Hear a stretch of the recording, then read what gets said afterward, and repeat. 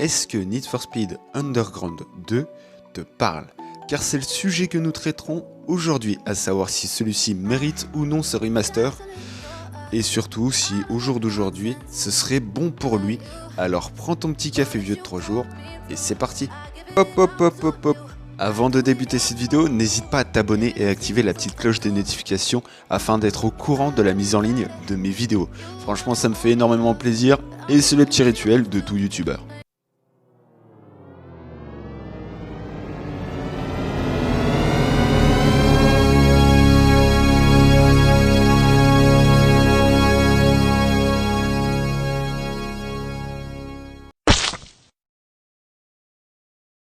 Salut à toutes et à tous, c'est Grinder, bienvenue sur ma chaîne YouTube et aujourd'hui je suis heureux d'être votre protagoniste pour cette vidéo.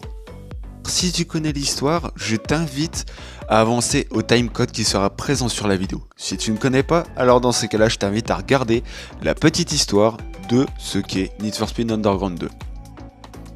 Bon, en soi, le scénario de Need for Speed Underground 2 n'a rien de complexe. Le joueur incarne un personnage, et ce personnage a une raison très spéciale de venir à Bayview, car celui-ci est considéré comme un pilote urbain et talentueux, respecté de tout. Malheureusement, un homme va vite lui tendre un piège, craignant sans doute qu'il devienne rapidement le roi du bitume de sa ville. Il donne rendez-vous au héros dans une ruelle sombre, dans le noir complet, avec un 4x4 noir qui paraît invisible, envoie valser la Nissan Skyline qui n'est d'autre que la voiture du héros. Et ouais, comme tu peux l'imaginer, tout ceci est un coup monté. Il reste pendant plusieurs mois en convalescence, et à son réveil, il décide de partir à Bayview pour éviter les représailles et prendre un nouveau départ. Une fois arrivé à Bayview, il doit vite se faire un nom dans le milieu de la course automobile urbaine. Aidé par son amie Rachel, tu sais, la petite protagoniste qui est au tout début du jeu quand tu arrives sur l'aéroport. Et ainsi, le joueur doit se faire un nom donc dans 4 quartiers de la ville afin de se faire respecter. Donc il doit faire des courses, battre des boss, etc. etc. Need for Speed Underground 2 a été vite apparenté au meilleur Need for Speed de la saga. Et pour cause, customisation à foison, 29 voitures disponibles à son lancement, et surtout le jeu par rapport à l'année à laquelle il est sorti, je rappelle le 9 novembre 2004, il est sublime graphiquement. Et surtout, un nouveau mode de jeu, enfin du moins si on peut appeler ça un mode de jeu, qui a vu le jour et qui a fait un franc succès pour la franchise, le mode exploration. Celui-ci a pu offrir une certaine liberté aux joueurs, ce qui lui donne aussi de nombreuses possibilités, ainsi jouer sur plusieurs plages, à savoir sur ses voitures au niveau des réglages, que ce soit pour le grip, pour la vitesse ou alors pour le drift. Et bien sûr, Need for Speed Underground 2 n'a pas été popularisé comme ça. Non, en effet, il a été surtout popularisé grâce à un film, Fast and Furious. Ah, tu le connais le film là, hein? Avoue-le, si toi aussi, t'as toujours les mêmes sensations quand tu le regardes, n'hésite pas à mettre un petit pouce bleu. Et d'ailleurs, ce jeu, il a fait naître aussi beaucoup de Jackie tuning un petit peu suspects, et surtout avec des peintures psychédéliques. Malheureusement, Need for Speed Underground 2 sera pour certains nombres de passionnés le dernier vrai Need for Speed de la série.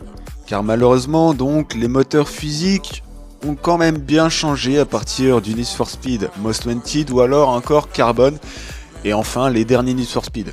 Et croyez-moi, les derniers Need for Speed, question jouabilité, c'est pas joli. Car quand on regarde le flop monumental que Need for Speed Heat a fait, et surtout il a été abandonné super vite, ça donne pas très envie justement de pouvoir jouer au dernier Need for Speed.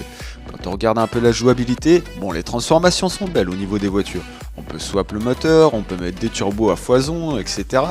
Mais malheureusement, celui-ci n'a pas pu trouver les fans escomptés. Après cette petite description, je pense qu'on se pose tous une question. Est-ce que ce Need for Speed qui a été vendu à plusieurs millions d'exemplaires mérite-t-il son remaster ou non? Et est-ce que ce serait bon pour lui ou non? Bon alors clairement je vais pas passer par 4 chemins, honnêtement il mériterait très fort son petit remaster. Étant donné que celui-ci a été un franc succès, le scénario à l'époque il était vraiment à couper le souffle. Et niveau customisation, honnêtement quoi, j'ai super bien aimé. Et c'est d'ailleurs ce Need for Speed qui m'a refilé, entre guillemets, la passion de l'automobile. Et pour petite anecdote, je me suis pas mal fait engueuler par ma mère à l'époque. Parce qu'à l'époque, forcément, il y avait l'école le samedi matin. Hein. Je sais pas du tout si t'es né justement à cette époque. Enfin, si tu es né, n'hésite pas à le marquer dans les commentaires et essayer de savoir combien de jours t'as séché pour pouvoir jouer à ce petit jeu. Je me faisais complètement dépouiller parce que je séchais l'école juste pour pouvoir jouer à ce jeu auquel j'étais complètement addict. Mais alors, est-ce que ce serait bon aujourd'hui pour lui? Personnellement, je pense que non.